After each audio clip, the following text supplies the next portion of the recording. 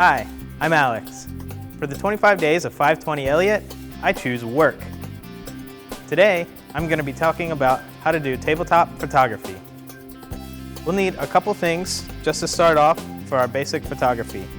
Number one, the most important thing is going to be our camera. We'll also need whatever we're taking a picture of. In this case, it's going to be a model car. We'll also need a tripod to make sure we have a steady photo.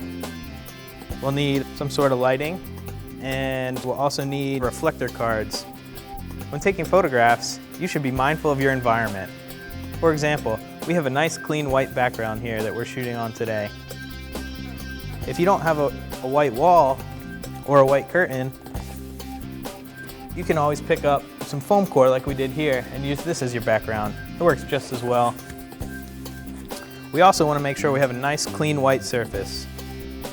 We also want to consider lighting. And if you don't have an expensive set of lights, that's no problem. You can run down to your hardware store and just pick up a light like this. I put some parchment paper around the side of it, and this will help diffuse the light so it's not so harsh.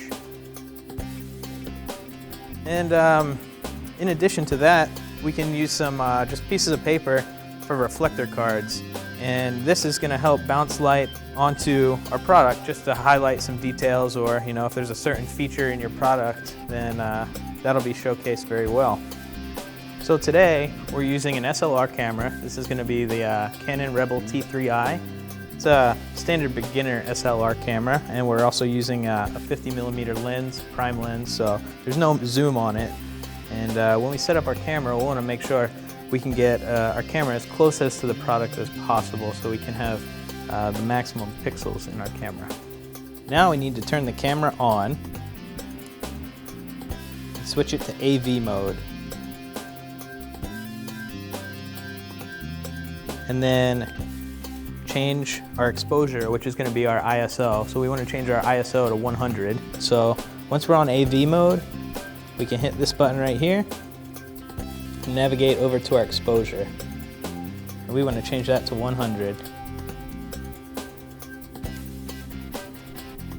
And then, to get the whole product in focus, we want to change our focal length to 8.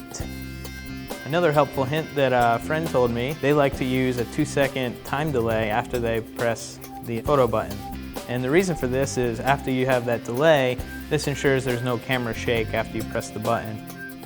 Just remember, there's not only one way to take a photograph. It's going to take some experimenting, and you can move the lights around. It's going to take a little while to get the hang of it, but eventually you'll get it.